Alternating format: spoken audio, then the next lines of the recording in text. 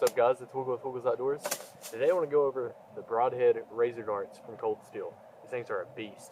We're going to get into the technicalities of them today. That boy right here is the Coldsteel Razor Broadhead dart. It's a bad mamma jamma. This is a penny compared to the size of it, just in case you guys want to see. It's not incredibly huge, so that's a plus in some ways for the simple fact that it doesn't off-throw the accuracy of it too much. But what it does do is at a distance it does kind of tend to wobble just a little bit. We'll go over that later in the video, but we'll test some accuracy on it, take a shot at a few trees, and show penetration tests as well.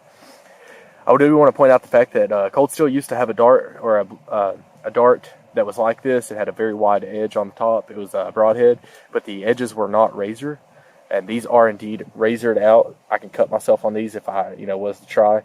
These are very, very sharp. I've actually managed to take down a couple squirrels with it so far, and hopefully I'll get some on video for you guys soon enough. I can't do any here today because hunting on this side of the trail is illegal. So, broadhead dart, the one I'm used to using on my channel, what I use to take down squirrels and rabbits and stuff to show you guys. Just to show you the length difference, this is how large they are together. So the broadhead dart's a decent amount bigger. That does allow for more penetration. Buck with World Hunting Group, I think is what it's called, and a couple others, they've actually taken down some large animal with this. Ram, there was a boar taken down with it, and something else, I can't remember what else was taken down with these, but quite a bit of stuff. Oh, a baboon. So if that tells you how deadly this dart is, I would not want to be shot with it. You get a heart shot on anything with this, and it's going down. The penetration is incredible. The type of blowgun I'm going to be using today is the Coldsteel 2-piece model 5-foot blowgun. I've actually come to terms with liking this one a little bit more than I do the 5-foot professional model. I like the professional model for the simple fact that it's very durable. It's much thicker, it's a little bit heavier, but man, it can really withstand a lot. This thing, if I trip and fall, I'm afraid I might bend it just a little bit, but overall, so far, it hasn't happened. So I'm going to go with this thing for now. That, and for the simple fact, if I'm in a tight space like a car or a house, I can easily take this thing apart, have my 2-foot model, and just go away at it if I want to. Kind of cool. So we're going to be shooting a couple different darts today. I'm going to be shooting the broadhead dart, of course, because that's what you came here for. And I'm going to compare the penetration of the broadhead dart with the bamboo dart and the mini broadhead dart. And we're going to kind of see the comparison between the two, what happens. Now I'm going to be shooting this dead piece of tree right here. It's like a branch off of a tree. It's still pretty hard, honestly. Compared to this tree here, it's almost the same hardness. The reason I'm shooting a dead tree is for the simple fact I am on a public trail right now, and I don't want to shoot live trees with a bunch of people coming by. People get weird about that, so we'll just go for the dead tree today.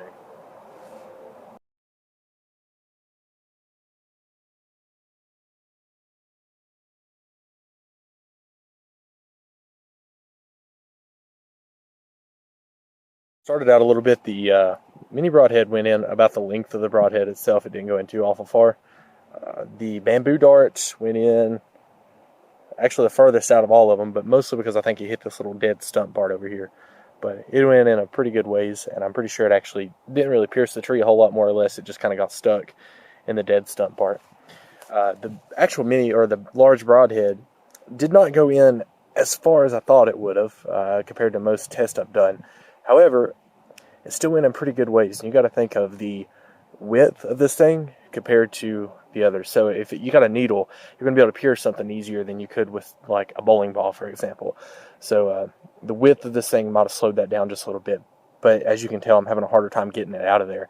So the sharpness of it, the power behind that, and the sharpness of this thing, brought it in about that far to the tip of it, and easily piercing skin or something like that. I mean, this is a very hard dead tree. So if that tells you anything, and actually did still pierce further than this one did. So if I place it back in wherever the hole was, you can tell the width of whatever that would have went into.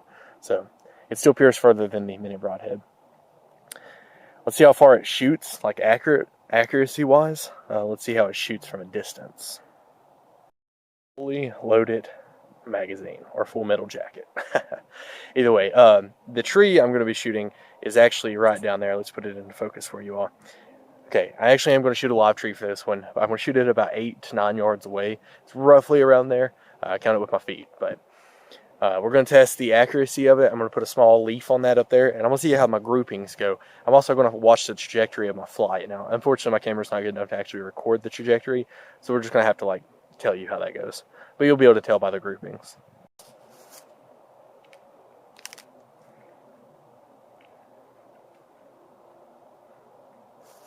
This leaf right here, that one. I'm going to shoot 3 of these. The rule is always 3 or more for a grouping. You get your tightest grouping out of that. To the left of it just a little.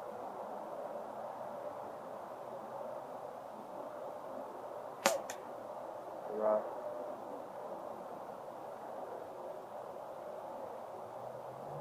Okay. Another one to the right. I'm going to shoot a couple more just to see what my grouping is, because that's not a very good grouping for me.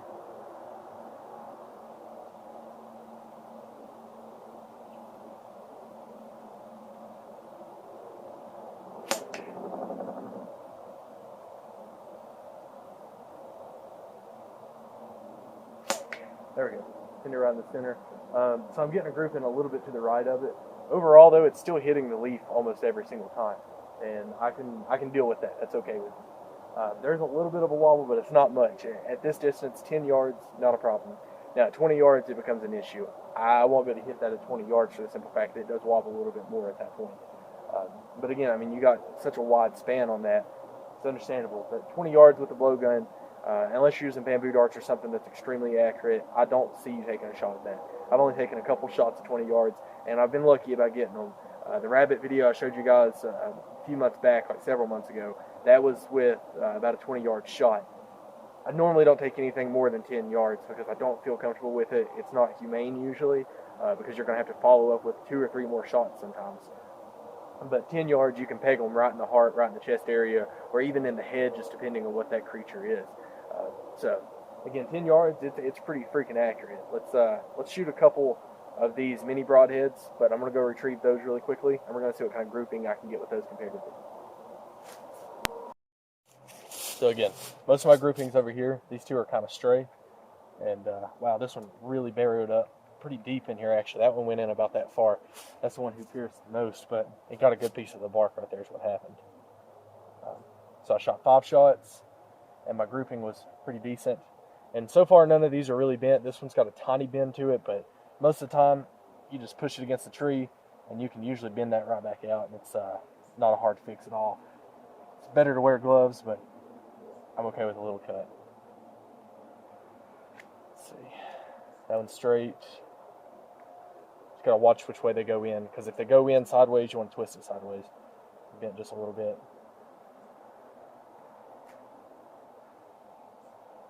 And this one bent the most out of all of them. And that one's got a pretty bad bend on the end of it. I may not be able to fix that one, but it still flew pretty straight, and if it still flies straight, we'll use it.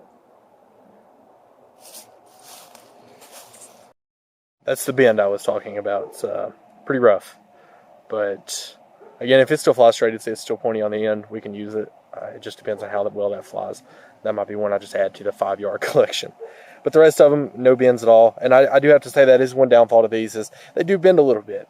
But, you know, the way broadheads work, it's just like archery. You don't shoot broadheads every single time you shoot. What you're supposed to do is you shoot with, like, the mini broadheads or, you know, some sort of field tip style design, the mini broadheads being the closest, in my opinion.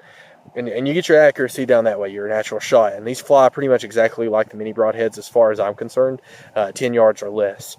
And we're going to shoot those in just a second and show you that. But you don't really shoot these just for target practice. These are, you know, kill shot kind of things. You want to shoot, you know, your animals, or unless you're shooting pumpkins in your backyard. I don't think a pumpkin or a watermelon or something would bend these, but a tree definitely will. So you can shoot a couple of these, waste a couple of these, get your aim shot down, see how they fly, and then go hunting with them. That's what they're for. Okay, so from about the same distance, I only have 4 of these mini broadheads. We're going to shoot pretty much the same exact distance from where I was at. If it's off by anything, it's off by less than a yard. So we'll go ahead and shoot that right here at this leaf and show you how that works.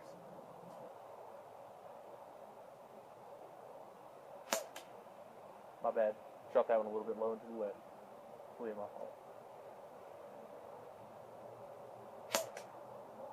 The left of it.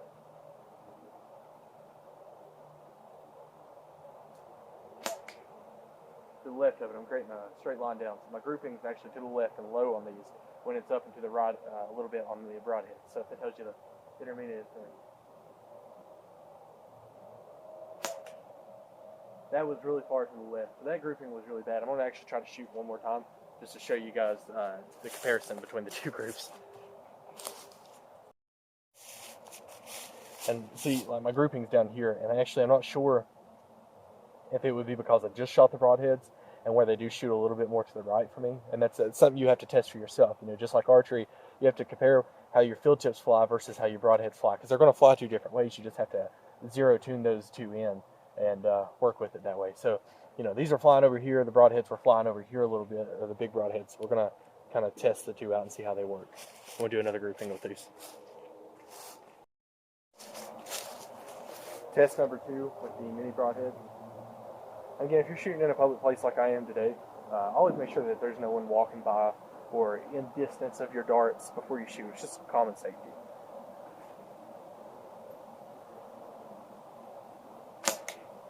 Again, to the left.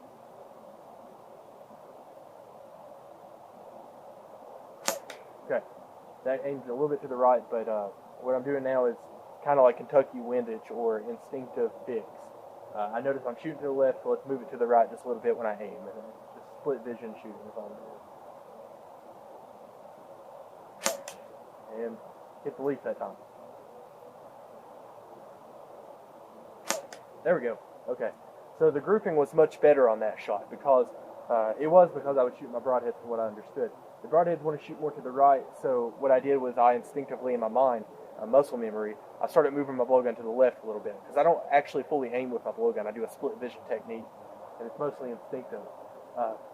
So with these mini broadheads, they want to shoot to the left, and since my my brain's already moving myself to the left a little bit, well, they're going to move more to the left, and that's what happened with the first grouping. And then I fixed it with this shot because I noticed these are moving to the left. Let's go ahead and aim it to the right just a little bit.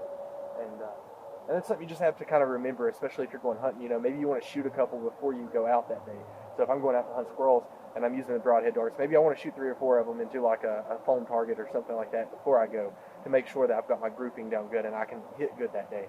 Because I don't want to get any kind of inhumane shots out there at all. That's not what I'm here for. I'm here to get meat and eat it. I want to get it good and quick. So we'll go check out this grouping up here and show you guys what that looks like. All 3 of these were in a pretty tight space. The way my rule of thumb is, if it's within the size of my palm, it's a pretty good grouping, and that's the way I go with archery and blowguns. I mean, this right here, this leaf is, about the size of a squirrel. It might be a little fatter than a squirrel is, but it's roughly around the same size. And if I can hit that from 10 yards, I believe I can hit a squirrel from 10 yards. This shot right here would have been a missed squirrel, and I would have been very disappointed in myself. But these 3 shots here would have been a pretty much dead squirrel. These back 2 shots might have been guts. It just depends on how you want to see it. But either way it goes, I hit the leaf, got a pretty good grouping that time, and I've noticed that both of them fly pretty well, almost identical except for the fact that the broadheads, they group about the same. 10 yards away, the broadheads, the big broadheads, they group good. The mini broadheads, they group good. They just want to fly different directions is all. And you just have to train yourself for that. So the overall accuracy of the big broadhead is, it's accurate. I trust it to hunt with. I mean, I've killed a squirrel with it so far. 2 of them, actually. One was a no retrieve, though. That was unfortunate. But, yep, that's the way I see that.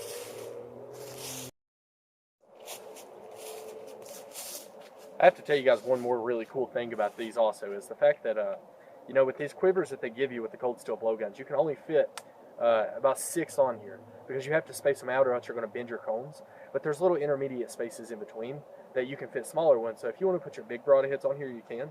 And then you just take your little broadheads and stick them in between it, and where they're shorter, they don't touch. The cones don't touch, so they don't bend, and they won't get stuck in your blowgun. They won't fly weird, and everything seems perfect. So you can actually fit 12 darts on your quiver at a time with the big broadheads and the mini broadheads. So 6 mini broadheads, 6 big broadheads is what you'll get out of that. If I take that on a hunting trip, I mean, that's good enough for me. 12 shots, I should be able to come out with a few squirrels out of that. And if I don't, there's something wrong. Because most of the time you can retrieve your darts. If you shoot a squirrel, first off, you can retrieve your darts out of that squirrel and reuse it. You just got to wipe it off. And if you miss, just follow the trajectory of where your dart's going. You should be doing that anyways when you're aiming and shooting out of practice. And that's how that should work for you guys. So you retrieve your darts most of the time, but 12 gives you room for error to maybe lose 1 or 2 darts because it happens, especially fall time with these leaves changing the colors, contrasting out against the orange. It really does happen. It's an issue.